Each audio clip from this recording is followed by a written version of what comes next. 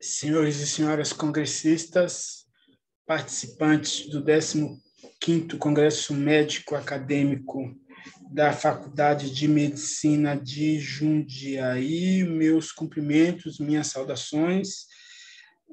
Meu nome é Celso Ricardo, eu quero agradecer pelo convite para estar aqui nesse momento, participando, desse evento tão importante.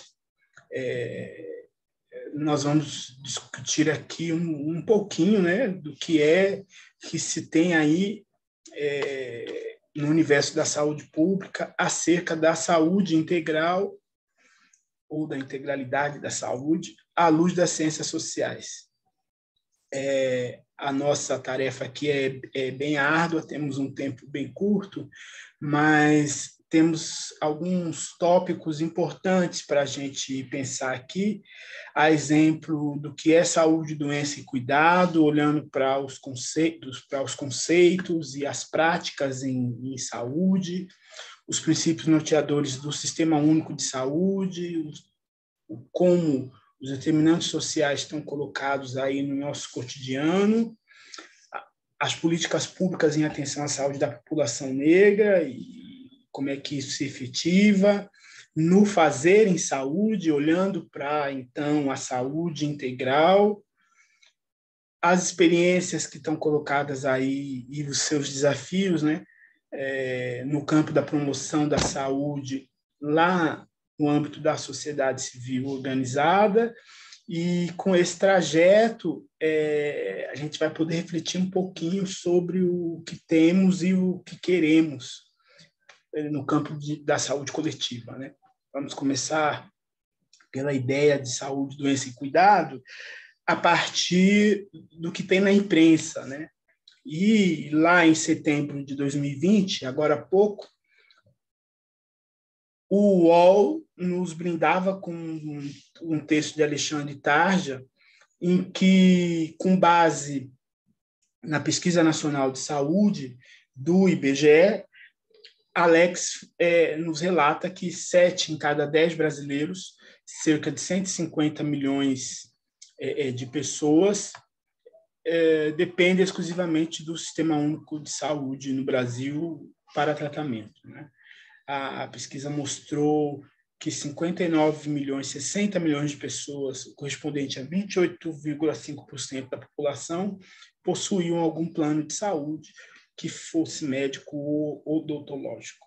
E dessa forma, 71,5% dos brasileiros não figuram como contratante de qualquer plano privado de saúde, E tem o sistema público de saúde a sua única possibilidade de tratamento, atendimento hospitalar e outros serviços.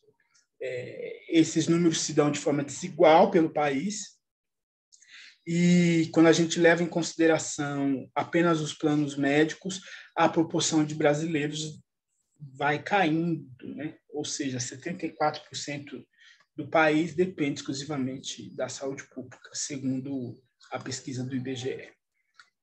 A gente precisa pensar aqui que nós estamos falando de saúde, e mais que a ausência de doença, a saúde é um bem tão caro que atravessa as condições de vida das pessoas e vai se entrelaçando às condições de vida de cada uma delas, implicando aí as suas especificidades. Há quem diga que é preciso ter saúde para obter o resto. Sem saúde, você não levanta para trabalhar, por exemplo. E isso está dito por Sérgio Arouca na 8ª Conferência Nacional de Saúde, em 1986, um marco histórico para o sistema de saúde brasileiro, porque lá Dr. Sérgio Arouca vai dizer para os conferencistas que a saúde não é simplesmente uma ausência de doença, é um bem-estar físico, social, afetivo, e que pode significar que as pessoas tenham mais alguma coisa do que simplesmente não estar doentes. Que tenham direito à casa, ao trabalho, ao salário condigno, à água, à vestimenta, à educação, às informações sobre como dominar o mundo, como transformá-lo. Elas devem ter direito ao meio ambiente que não seja agressivo, que permita a vida digna e decente. Elas devem ter direito a sistema político que respeite a livre opinião, a livre possibilidade de organização e autodeterminação de um povo, e que não esteja todo o tempo submetido à violência, ao medo da violência e, sobretudo, daquela violência resultante da miséria que resulta no roubo, no ataque, mas que também não esteja submetido ao medo da violência de um governo contra seu povo, para que sejam mantidos interesses que não são do seu povo, ou seja, nada mais atual, embora Sérgio Arouca estivesse em 1986. Com a criação do sistema, a gente vai ver aí 3 princípios norteadores que orientam o funcionamento, né, e, consequentemente, as práticas do sistema de saúde. A integralidade, a universalidade e a equidade são, portanto, princípios que devem caminhar juntos no cotidiano da saúde pública. A universalidade, porque o acesso tem que ser universal, a integralidade, porque as pessoas não são só vírus, bactérias, ossos, enfim, carne, né? As pessoas têm muito mais que isso, e equidade, porque alguns precisam mais que os outros. Sabidamente, a vida em sociedade se dá de forma muito desigual, né? E apesar da existência de avanços, a gente tem as disputas políticas e os projetos políticos e ideológicos sempre mantendo aí o status quo, que vai normalizando cenas desiguais e cotidianas, a exemplo do racismo e seu impacto na saúde, com um intenso conjunto de idas e vindas na macro e na necropolítica, né? No entanto, Muniz Sodré vai dizer para a gente que o sistema de dominação não mais se apoia sobre o conceito biológico de raça, porque não há genótipos diferentes, não há raça. Nem cor da pele essencializa a diferença humana.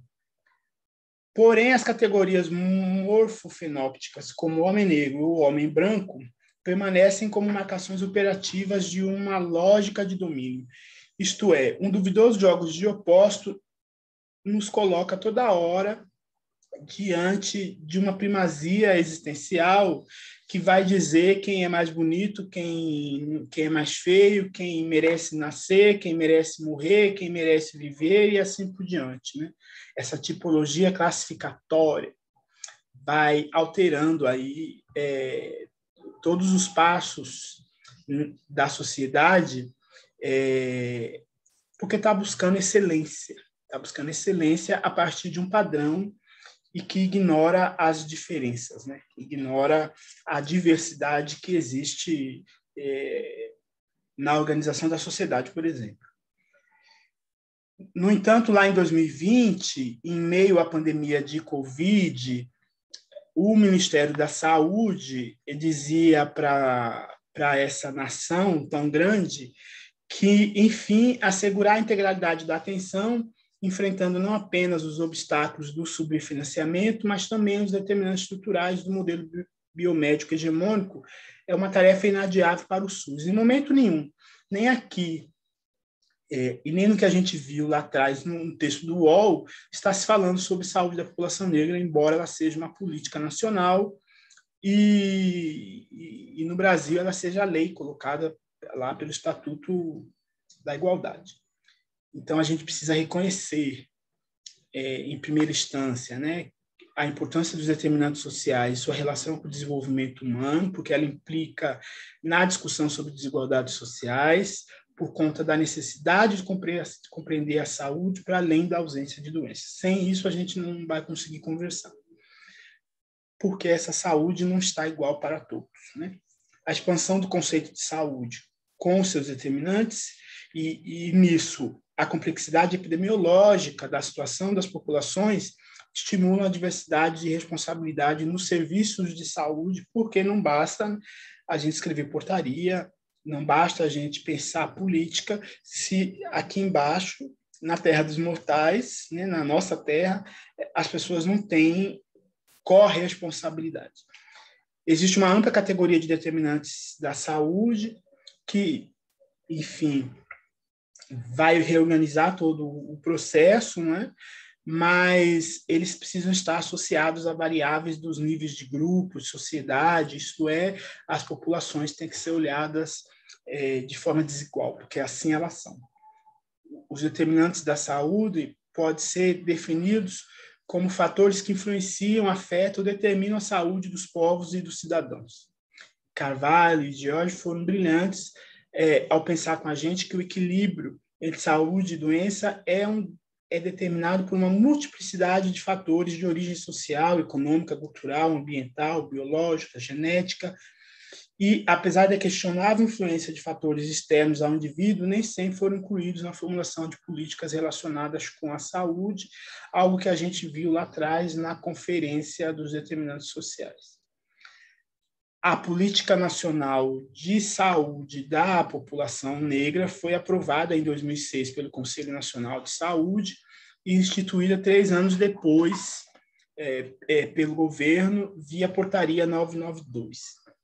Ela tem como objetivo garantir e ampliar o acesso à população negra residente em áreas urbanas, do campo e da floresta, às ações e aos serviços de saúde, incluir a temática étnico-racial nos processos de formação e educação permanente dos trabalhadores e no exercício do controle social, garantir a utilização do quesito cor na produção de informações epidemiológicas para a definição de prioridades e tomada de decisão, só isso já dava para fazer muita coisa, e identificar as necessidades de saúde da população negra e utilizá-las como critério de planejamento e definição de prioridades, ou seja, esses 4 objetivos estão muito bem casados entre eles para que a política possa funcionar.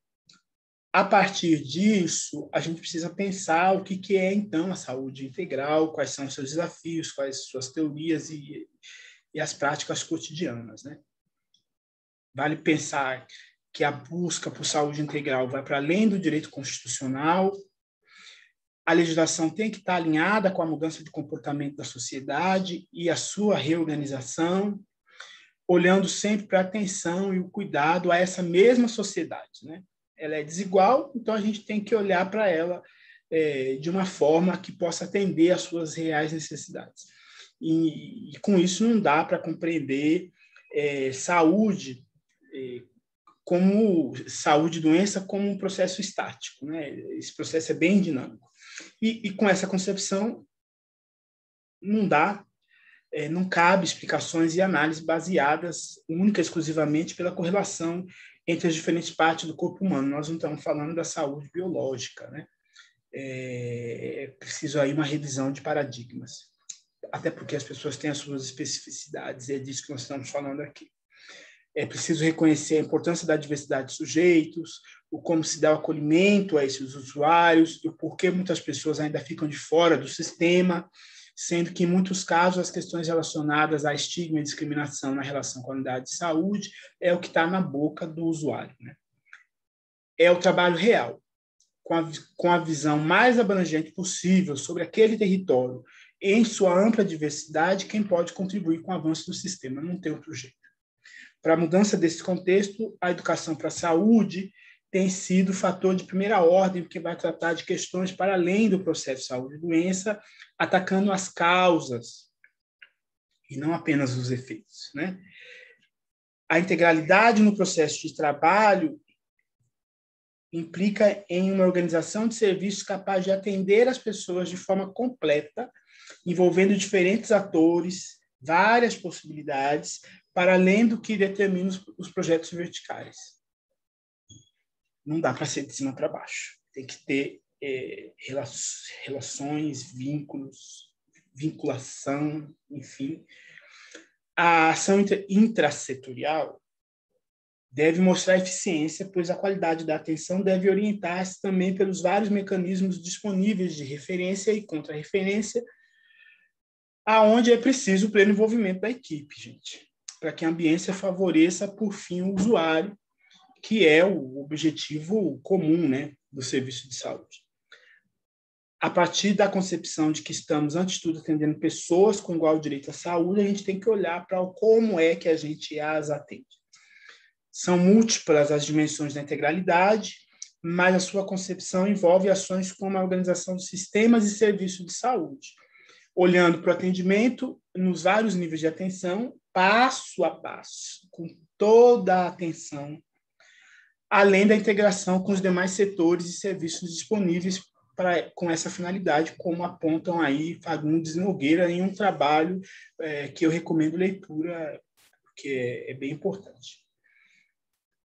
Tem outros valores e procedimentos nessa história, a exemplo da relação entre a realidade social e a produção de saúde, como a relação equipe-usuário, usuário e equipe no serviço e ação de saúde.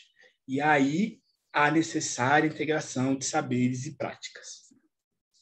Aqui, mais uma vez, é a intersetorialidade quem vai ganhar destaque, pois esse é o mecanismo disponível no âmbito da gestão que atende melhor e de forma mais integral. Se a gente estava falando de determinantes sociais lá atrás, aqui nós estamos falando em ações concretas que mobilizam toda a rede de atenção à saúde, e nesse processo tem outros atores implicados que estão lá no bairro. Eles não estão diretamente ligados à saúde pública, mas estão lá no território, portanto, eles são importantes, podem contribuir na busca aí pela garantia de direitos básicos, como o acesso, o direito ao meio ambiente, a segurança pública e assim por diante. Uma segurança pública que não mate jovens, por favor, jovens pretos. A procura pela equidade na saúde tem servido de motor para o reforço da necessidade de medidas eficazes em nível global, no sentido de amenizar o efeito que os determinantes da saúde podem ter nas populações, ou seja, eu preciso ter acesso a todos os bens, recursos e serviços para que, então, eu tenha saúde digna, né? É evidente, né, com isso, que os princípios do sistema de saúde são centrais, mas individualmente eles não funcionam. Eles precisam estar casados, porque a busca pela saúde integral e a resolutividade dos casos apontam para a gente a necessidade de uma rede viva, atuante, sustentável, capaz de alterar a realidade das pessoas, né? E enquanto vários atores estão discutindo sobre o financiamento do sistema, o que é muito importante, é preciso a gente discutir práticas com o que a gente tem, com o financiamento, com os recursos que a gente tem. Sobretudo diante da escassez desses recursos que a gente está chamando de infinito, por conta da falta de planejamento, por conta da falta de gestão. Ora, não ter gente é falta de planejamento. E até onde eu sei, o nosso problema não é dinheiro, é falta de gestão, é gestão ineficaz. É esperado ainda um outro movimento por parte da sociedade civil, né? Porque na situação em que nos encontramos nesse país, é preciso cada vez mais a mobilização em defesa do SUS, a valorização dos profissionais de saúde, a compreensão de que é preciso corresponsabilidade e gestão participativa do serviço, da unidade de saúde, para além dos espaços considerados oficiais, ou seja, é preciso um outro comportamento social na relação com o Estado, porque do jeito que nós estamos levando, parece que nós não vamos sair, né, da cena em que estamos. A evidência maior de tudo isso é a narrativa dos movimentos sociais, né? A gente tem aí no ano 2000 o Grupo de Valorização do Trabalho em Rede denunciando, por exemplo, a alta intolerância religiosa no SUS, naquele momento associado ao racismo em função da discriminação de lideranças religiosas afro-brasileiras no Estado laico. Acreditem, pais e mães de santo, naquele momento e ainda hoje, têm dificuldade no acesso ao sistema, inclusive em casos muito específicos, como é o caso do leito de morte, né? Rezar parece ser nesse país uma função única e exclusivamente respeitada no caso de padres e pastores, mas existem outras confissões religiosas nesse país. Em 2003, no Maranhão, o projeto Atuerê vai dar vida a uma rede importante formada pelos terreiros, a Rede Nacional de Religiões Afro-Brasileiras e Saúde, coordenada por Marmo, que agora tem a Nilce Naira na sua condução, a partir de São João de Meriti. Em 2007, as lideranças religiosas dos terreiros vão apresentar para a Secretaria Municipal da Saúde uma proposta de intervenção no campo da prevenção de IST/AIDS, e assim nasce o projeto Xirê, que eu coordeno até hoje, né, na Secretaria Municipal da Saúde de São Paulo. E em 2009, em Brasília, surge então a Política Nacional de Atenção à Saúde da População Negra, reconhecendo os terreiros como núcleos de promoção da saúde. No ano de 2018, porém, em São Paulo, reunidos na Câmara dos Vereadores, os religiosos entendem que aquela discussão era importante, mas era preciso mais, era preciso trazer outras pessoas, outras autoridades, outras lideranças para conversar sobre saúde da população negra. E aí, aquele painel importante, painel de STAs e religiões afro-brasileiras, lá do Projeto Xirê, vai gerar aí a Aliança Pró-Saúde da População Negra, que tem site, páginas em redes sociais e assim por diante. Nesse mesmo ano, essa rede vai instaurar o Fórum de Saúde da População Negra, porque estava mobilizando a comunidade, estava fazendo aí um intenso trabalho que só cresceu desde então para a mobilização da sociedade civil. E agora, ao comemorar 3 anos de fundação, com 50 componentes, em média, a aliança reúne capacidade técnica e política que sustenta aí a sua atuação frente à necessidade de monitoramento e controle social das políticas públicas de saúde, mas não só elas, porque está focada em mobilização, articulação e formação da sociedade civil em atenção à saúde da população negra, usando seus próprios recursos, apoiando-se na internet como ferramenta de trabalho anterior à pandemia. A experiência está dizendo para a gente que é preciso empatia e solidariedade em primeiro lugar, porque a dimensão humana tem ficado para depois, né? A gente tem visto isso agora com a pandemia. É preciso cumprir a lei, a Constituição, as normas, as diretrizes, os demais documentos, acordos e tratados internacionais dos quais o Brasil é signatário, porque a gente vai participar de tudo que é conferência na ONU, fala o que quer, né? Como a gente viu agora recentemente.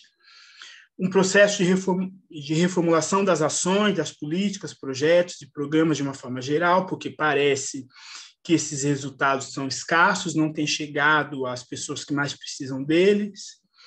É preciso reagir à necessidade de estratégias para a garantia dos direitos de atenção à saúde integral, para todos os segmentos e grupos sociais, com as suas respectivas representações, focando, né, na necessária promoção da equidade em saúde.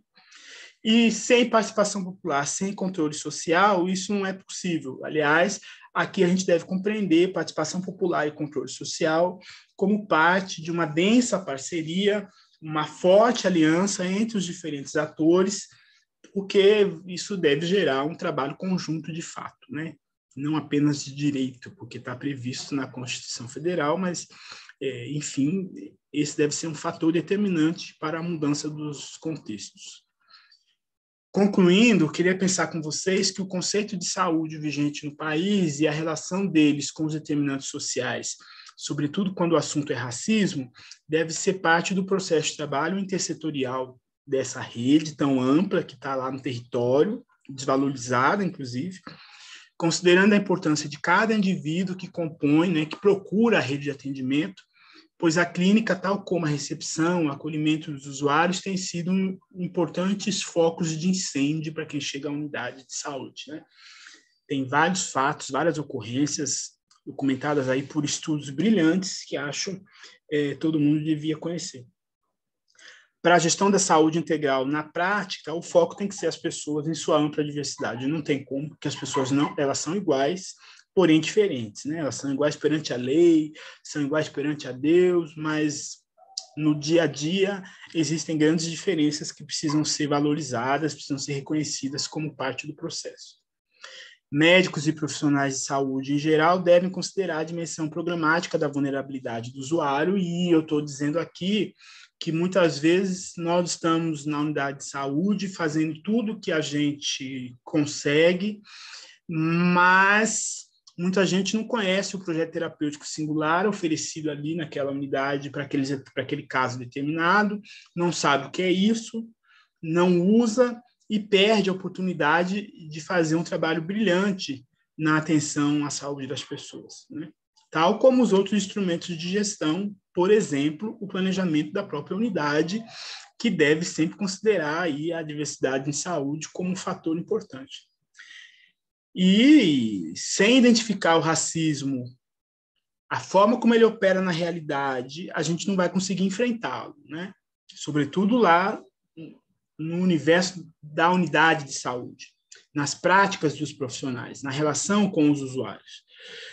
Se a gente não consegue identificar e não consegue enfrentar, a gente vai fazer mais do mesmo, e com isso a gente vai manter o status quo no jogo político que se mantém entre nós, em meio às relações de poder, em que todos estamos historicamente implicados, mas isso incide sobre o sistema, e isso inclui a nossa produção científica, isso inclui a forma como a gente está lidando com esse tema já agora na formação, porque isso perpetua para o resto da vida profissional.